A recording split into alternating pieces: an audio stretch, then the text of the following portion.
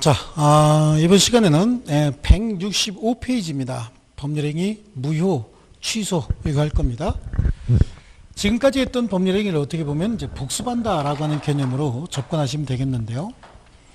법률행위가 무효다 또는 법률행위가 취소다 이런 말을 쓰려면 일단 그 법률행위는 성립해 있어야 되는 겁니다. 성립한 법률행위가 처음부터 효력이 발생하지 않는 걸 무효라고 하죠. 그래서 무효 취소는 성립해 있는 법률행위, 성립하지 않았으면 무효 취소를 따질 수가 없습니다.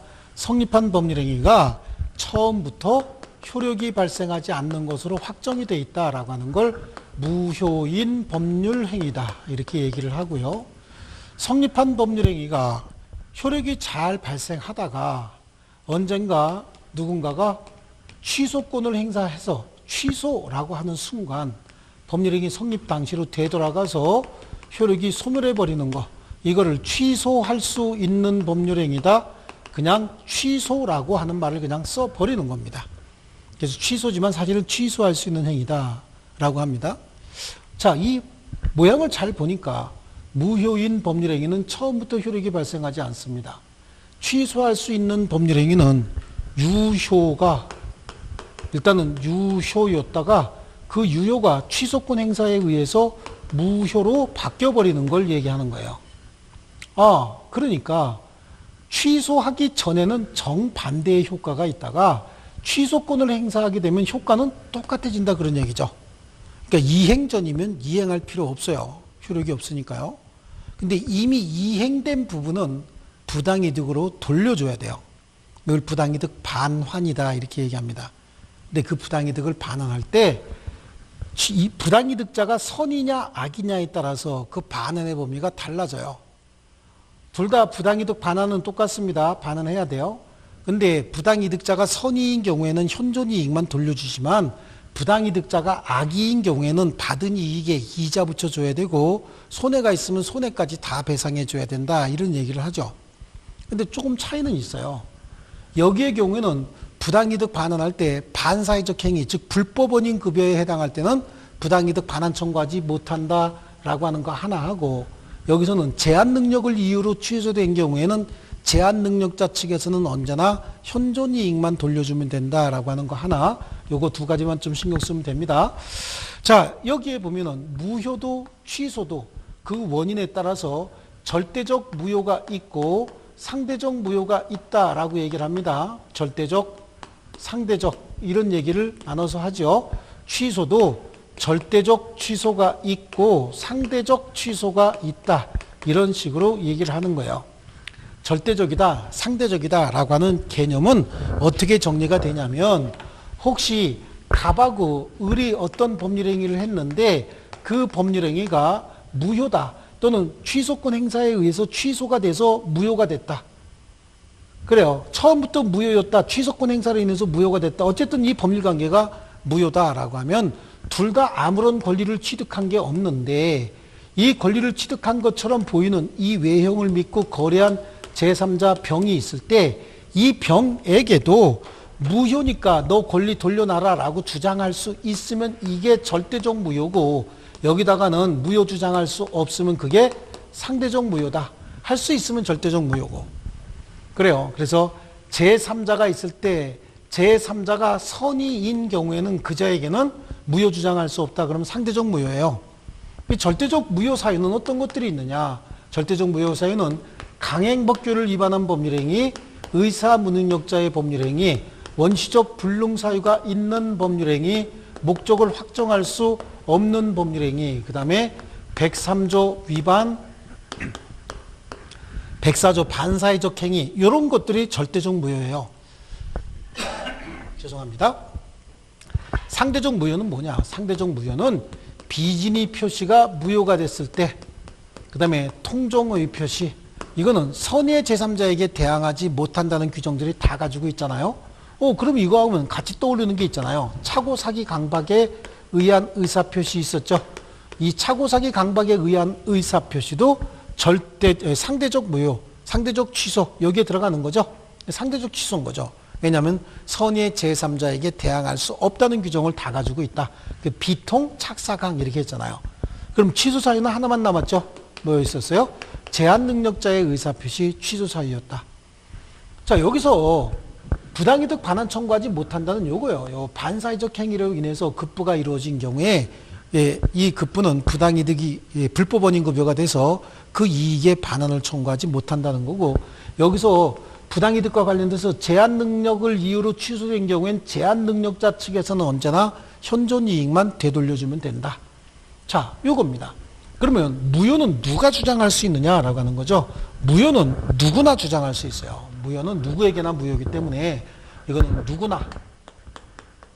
누구나 주장할 수 있고 언제나 주장할 수 있습니다. 시간이 지나도 누구나 언제나 주장할 수 있는데, 취소라고 하는 의사표시는 유효인 법률관계를 무효로 만드는 거기 때문에 아무나 할 수 있는 것이 아니라 취소권자만이 취소권 행사할 수 있고, 취소권은 행사기간이 정해져 있습니다. 제척기간 내에만 행사할 수 있는데 이 제척기간은 그다지 길지 않습니다.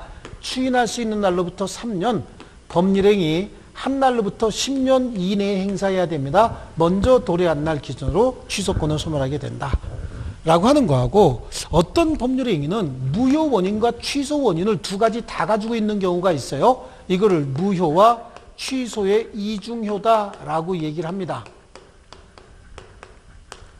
그래서 제한 능력자가 만취 상태에서 법률행위했다. 미성년자가 그렇죠. 의사 무능력 상태에서 법률행위했다. 뭐 이런 것들입니다. 무효와 취소의 이중효가 있는데, 이중효가 있다라고 하면은 둘 중에 하나 편한 거 입증해서 이걸 입증하든 이걸 입증해서 주장하면 된다는 얘기예요. 선택적으로 주장할 수 있다. 물론 둘 다 주장해도 되지만 피곤하게 그럴 필요 없다는 얘기죠. 그래서 우리 판례도 인정하고 있다. 자, 이게 이제 무효와 취소에 관한 가장 일반적인 이론이고요. 자, 먼저 나오는 게 무효입니다. 무효. 법률행위 무효 요구하기 전에 전체적인 내용을 한번 보겠습니다. 자, 무효와 취소의 개념, 일단 성립해서 당연히 효력이 발생하지 않는 거 무효. 성립한 법률행위 취소권 행사에 의해서 소급적으로 무효로 하게 하는 의사표시 취소할 수 있는 의사표시다. 여기 본질상, 소송상, 보정상 이런 거 필요 없습니다. 안 보셔도 관계없습니다. 자, 넘겨보시고요. 무효와 취소의 원인 거기 복잡하게 해놨는데 이걸로 정리하시면 됩니다. 자, 절대적 무효, 강의원에 가면 확 103도 팔고 104도 판다. 그렇죠? 아마 한의원인가 봐요. 겁도 없이 103 흰삼 파는 건 좋은데 104 팔다가 걸리면 큰일 나죠. 그래요. 그 다음에 비통, 착사강, 그 다음에 절대적 재착사강, 이게 전부 취소 사유는 4가지밖에 없잖아요. 재착사강, 이건 암기할 필요가 있어요. 그래서 강의원 확 103, 104, 비통, 착사강, 재착사강 이런 식으로 암기하는 게 좀 편할 수 있습니다. 예. 자, 그 다음에 오른쪽 페이지에 가면 29에 기출문제가 하나 나와 있죠. 자, 무효인 법률행위에 해당하는 것은 요거 고르라는 얘기잖아요. 요거 여기 있는 거 고르라는 겁니다. 그래서 착오로 한 매매계약 여기 취소 사유에 해당하네요. 취소. 그 다음에 기망행위로 체결한 교환계약, 기망행위는 사기잖아요. 사기. 그 다음에 대리인의 사기, 사기잖아요. 사기. 그 다음에 사회질서 위반한 조건이 붙은 법률행위, 이거 103조 위반이잖아요. 이거 무효인 법률행위죠. 그 다음에 상대방이 유발한 착오에 의한 의사표시는 취소할 수 있는 의사표시죠. 재착사강 이거 암기하고 있으면 이건 답 골라내는 겁니다. 그래서 이거는 암기가 좀 필요합니다. 우리 여태까지 안 배운 거 하나도 없어요. 안 배운 거 없는데 여기저기 흩어져 있는 거 이렇게 정리한 거니까 요 순서대로 암기하시는 것도 아마 쉽게 나오면 문제 맞히는데 도움이 분명히 될 겁니다. 자, 이제 무효 먼저 보시죠. 법률행위 성립한 당시부터 효력이 발생하지 않는 걸 무효라고 얘기를 하는 거고요. 그 밑에 보니까 부당이득 반환의 문제가 발생을 하죠. 첫 번째 줄 맨 뒤에 보니까 무효인 법률행위에 기하여 급부가 이행된 경우에 부당이득으로 반환하여야 하고, 다만 불법 원인급여에 해당하면 뭐죠? 부당이득 반환 청구할 수 없다고 돼 있어요. 이행 전이면 이행할 필요가 없으나 이미 이행했으면 부당이득 반환. 지금 말이 거꾸로 돼 있습니다. 그래서 이행 전이면 이행할 필요 없지만 이미 이행된 부분은 부당이득으로 돌려줘야 되지만 그 부당이득 반환 청구를 언제나 할 수 있는 건 아니고 103조, 104조에 의하면은 부당이득 반환 청구하지 못하는 경우도 있어요. 예, 그래서 이건 불법 원인급여가 된다. 제3자에게 무효를 주장할 수 있느냐 없느냐. 이 절대적 무효는 제3자 선악불문하고 무효 주장할 수 있다라고 하는 거고, 상대적 무효는 제3자가 선의인 경우에는 무효 주장할 수 없는 걸 상대적 무효로 한다. 그래서 저 정리가 저렇게 돼 있고요. 다음 페이지 보시면 선의의 제3자에게 대항할 수 없는 경우를 모두 고르시오라고 하는 거, 이거 고르란 얘기예요. 비진의 표시, 무효, 통정의 표시, 차고, 사기, 강박, 이거 고르란 얘기입니다. 그래서 이 정도를 정리해 놔야 이런 박스형 문제 같은 거 나와도 해결이 가능합니다. 자, 그 다음에 밑에 이제 이중효의 문제예요. 무효의 원인과 취소의 원인을 모두 가지고 있으면 편한 대로 하나 입증해서 주장하면 된다. 자, 그 다음에 밑에 무효의 종류에 절대적 무효와 상대적 무효가 있죠. 자, 절대적 무효, 상대적 무효, 둘 다 무효는 맞죠. 그 밑에 당연 무효와 재판상 무효인데 민법상 무효는 당연 무효입니다. 민법상 무효는 당연 무효예요. 왜 민법상 무효가 당연 무효냐? 민법에 무효라고 해놨기 때문에 당연 무효인 거고요. 전부 무효와 일부 무효는 오른쪽 페이지에 가면 137조에 나와 있네요. 자, 법률행위 일부분이 무효인 때는 그 전부를 무효로 한다. 다만 무효 부분이 없더라도 법률행위를 하였을 것이라고 인정될 때 나머지 부분은 무효로 되지 않는다. 자, 이렇게 얘기하고 있는 겁니다. 자, 어떤 법률행위가 일부가 무효냐? 이제 우리 토지거래 허가 구역 내에서 토지에 대한 거래계약이 체결이 됐다. 토지거래 허가 구역 내에서 토지에 대한 거래계약은 관할건청에 허가받기 전까지는 무효입니다. 그런데 토지와 건물을 일괄해서 매매계약을 체결했어요. 매도인은 갑입니다. 토지와 건물은 별개의 부동산이죠. 매도인이 갑이고 매수인이 을이다라고 하는데 을이 이런 주장을 합니다. 토지는 아직 거래 허가를 받지 않았으니까 이건 무효라고 할지라도 건물은 거래 허가 받을 필요가 없으니까 또 토지와 건물은 별개의 분리된 부동산, 완전히 별개의 부동산이잖아요. 그러니까 건물만 소유권 이전 등기 먼저 해달라고 을이 주장을 했는데 갑 입장에서 봤을 때는 건물 먼저 소유권 이전 등기 해줬다가 토지에 대한 거래 허가가 불허가로 떨어져 버리면 토지와 건물의 소유자가 바뀌어버려요. 그럼 관습법상 법정지상권을 을이 취득해, 토지 사용권을 그냥 취득해버려요. 그러면 갑 입장에서 봤을 때는 토지 사용권을 을이 배타적으로 지배하면서 행사해버리면 갑은 토지에 대한 소유권은 있으나 땅에 대한 소유권이 아니고 잘못하면 똥에 대한 소유권이 돼버릴 수가 있어요. 땅이 똥이 돼버리는 수가 되어 있습니다. 그러니까 갑 입장에서는 그러고 싶은 마음이 전혀 없을 거예요. 그래서 소송이 됐는데 우리 판례도 뭐라고 얘기하냐면 법률행위가 일부가 무효면 그 전부 무효를 원칙으로 한다. 라고 해서 토지에 대한 거래 허가 받고 난 다음에 토지와 건물의 매매가 모두 유효로 확정되고 난 다음에 토지와 건물을 한꺼번에 이전해줘라 라고 하는 게 우리 판례의 태도인 거예요. 자, 그래요. 그래서 전부를 무효로 한다. 그러나 무효 부분이 없더라도 법률행위를 하였을 것이라고 인정된 때 나머지 부분은 무효가 되지 않는다라고 하는데 여기 원칙이 중요한 겁니다. 예외적인 것보다는요. 원칙이 굉장히 중요한 거예요. 그래서 혹시 무효 부분이 없더라도 법률행위를 하였을 것이다. 갑 입장에서는 이 부분이 없어도 법률행위 하였을까요? 아마 안 했을 겁니다. 손해가 크니까.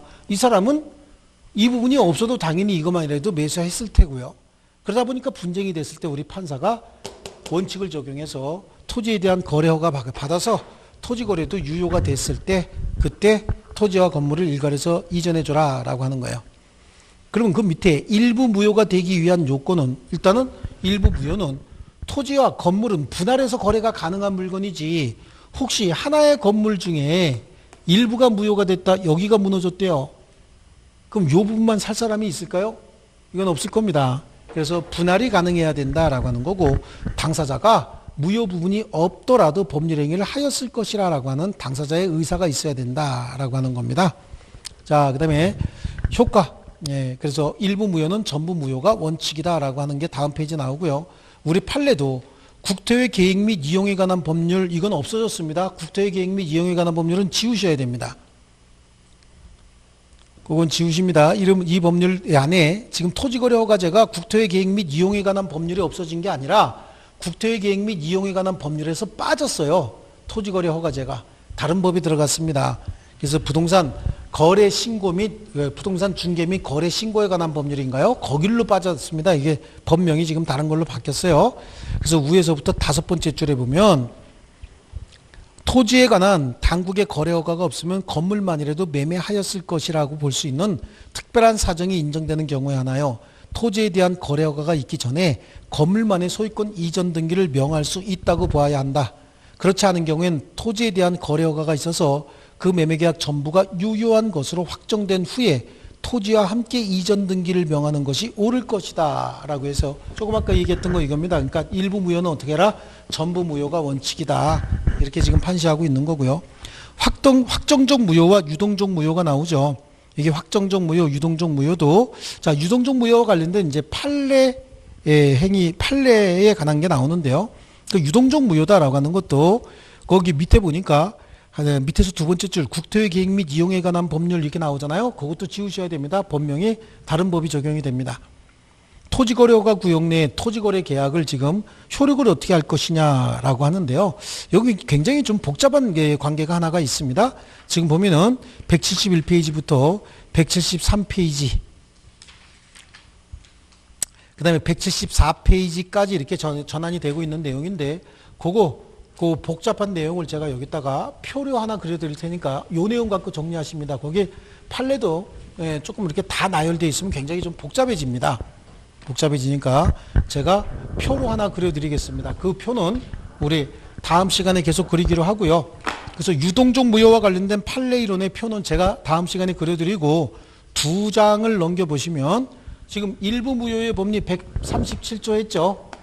일부 무효의 법리 했고 138조는 이건 일부 무효의 법리였다. 그 다음에 138조는 무효 행위의 전환입니다. 자, 무효 행위의 전환은요, A라고 하는 법률 행위가 있었다라고 하는 거예요. A라고 하는 법률 행위가 이것 자체는 무효입니다. 근데 내부를 잘 들여다보니까 B라고 하는 행위를 했을 때는 이게 유효가 됐을 가능성이 있는 겁니다. B행위의 유효 요건을 갖추고 있고 표의자가 미리 알았더라면 A로 하지 않고 B로 하였을 것이다 라고 하는 가정적 의사가 인정이 된다는 거예요. 이런 가정적 의사가 인정이 되면 이대로 놔두고 그냥 원래 지우고 B로 다시 써야 되지만 지우지 않고 그대로 놔두면서 효력만 이걸로 바꿔서 쓰자.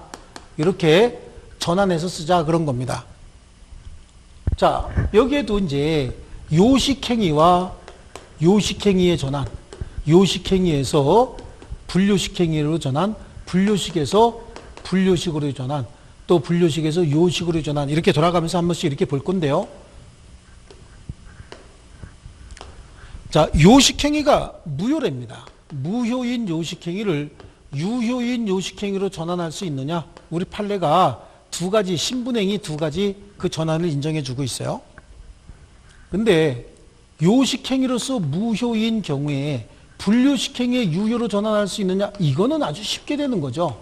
그러니까 예를 들어서 어음이나 수표를 발행하면서 이거 요식행위거든요. 어음이나 수표를 발행하면서 도장을 잘못 찍어줬대요. 그럼 어음이나 수표로서는 효력이 없어요. 하지만 이거는 차용증서로서 효력은 또 부여될 수 있습니다. 채권증서로서 써먹을 수 있어요. 이건 쉬워요.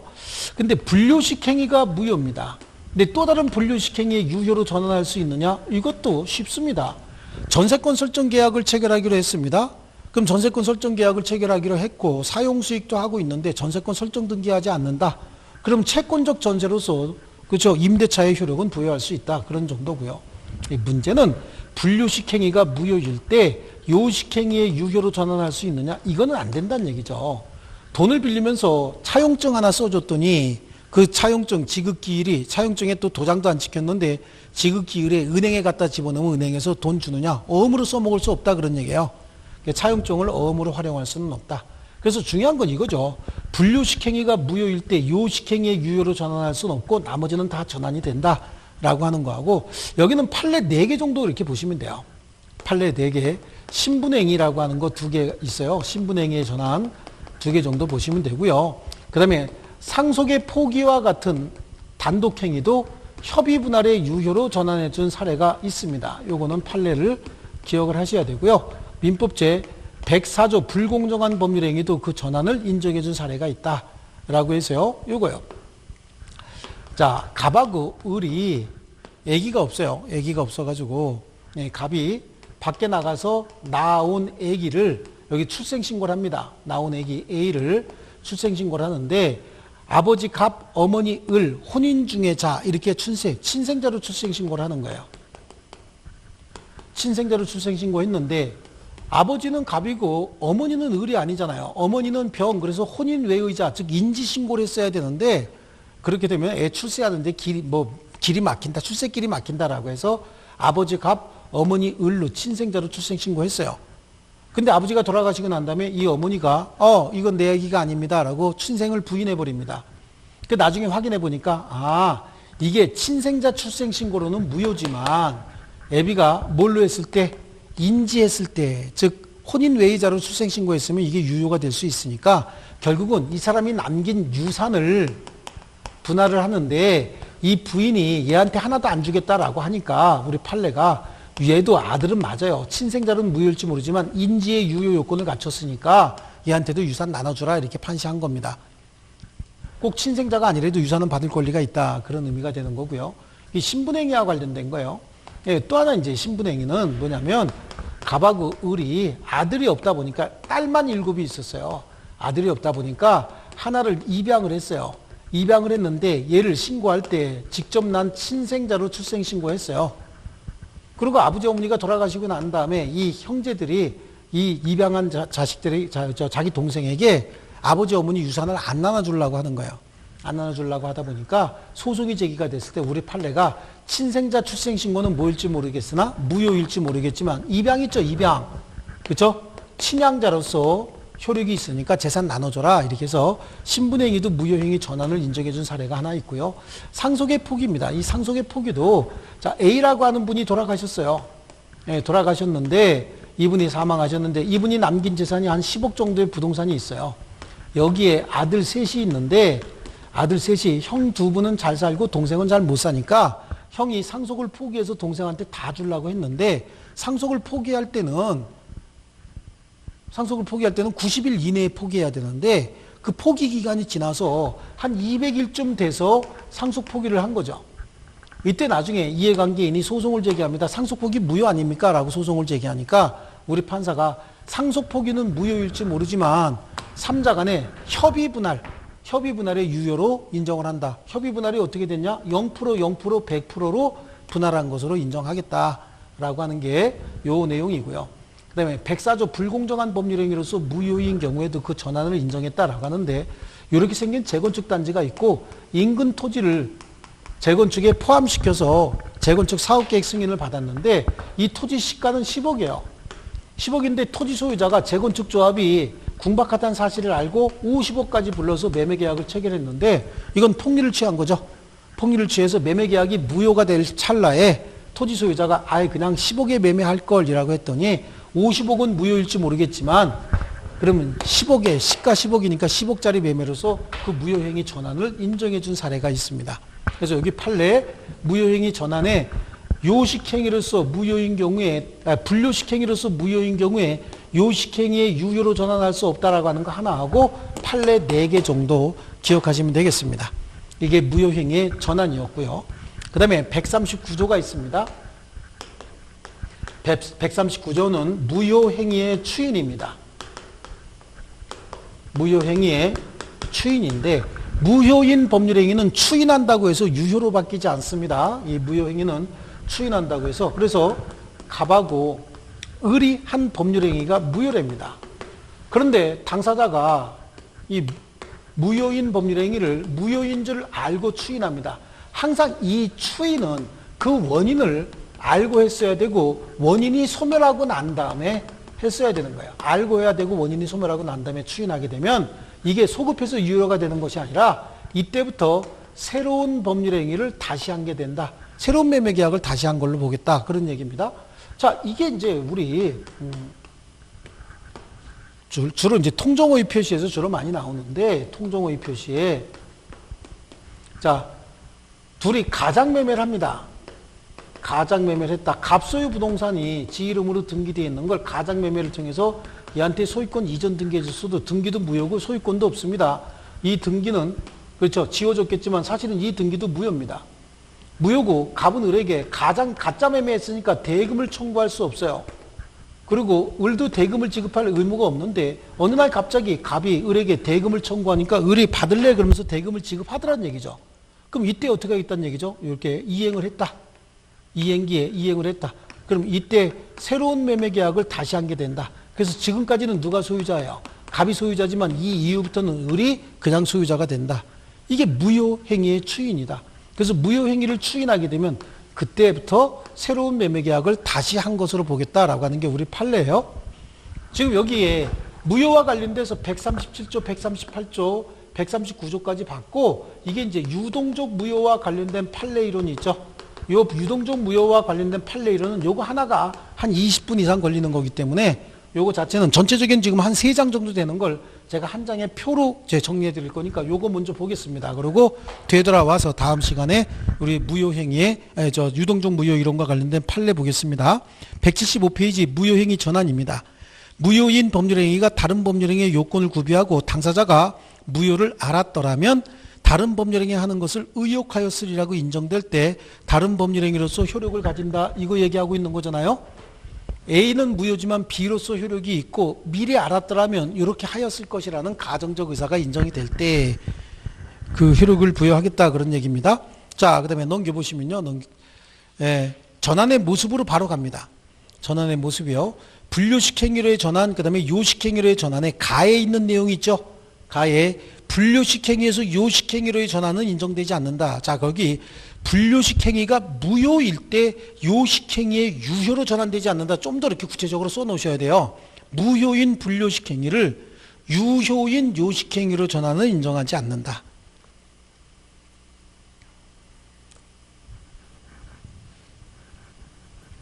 자, 그걸 써놓으시고요.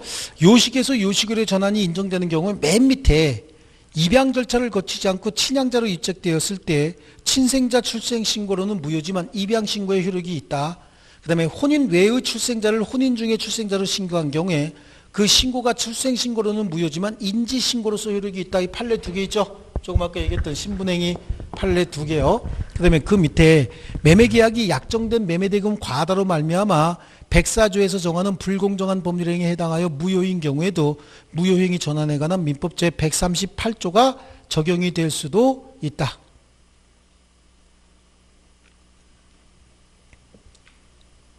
자, 그러면요.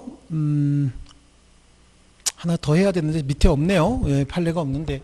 자, 여기요. 상속의 포기도 뭘로요? 협의 분할의 유효로 전환될 수 있다라고 하는 거 밑에 하나 써놓습니다.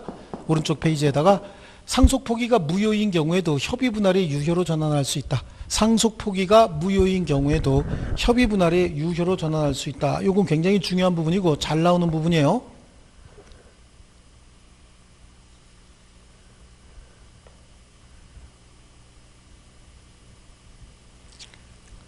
자, 그 다음에 이제 무효행위의 추인 보겠습니다. 무효인 법률행위는 추인한다고 해서 그 효력이 생기지 않습니다. 당사자가 무효임을 알고 추인한 때는 새로운 법률행위를 한 것으로 본다라고 해서 법조문이 나와 있는데요. 거기 추인의 요건, 무효임을 알고 추인해야 된다라고 하는 거 하고요. 양쪽 가로 2번에 당사자가 무효의 원인이 소멸된 후에, 그러니까 알고 해야 된다. 항상 추인은 알고 해야 되고 원인이 소멸되고 난 다음에, 이거는 뒤에 가면 취소할 수 있는 법률행위의 추인도 나와요. 취소할 수 있는 행위임을 알고 해야 되고 그 취소의 원인이 소멸되고 난 다음에 해야 된다. 이런 얘기가 계속해서 나옵니다.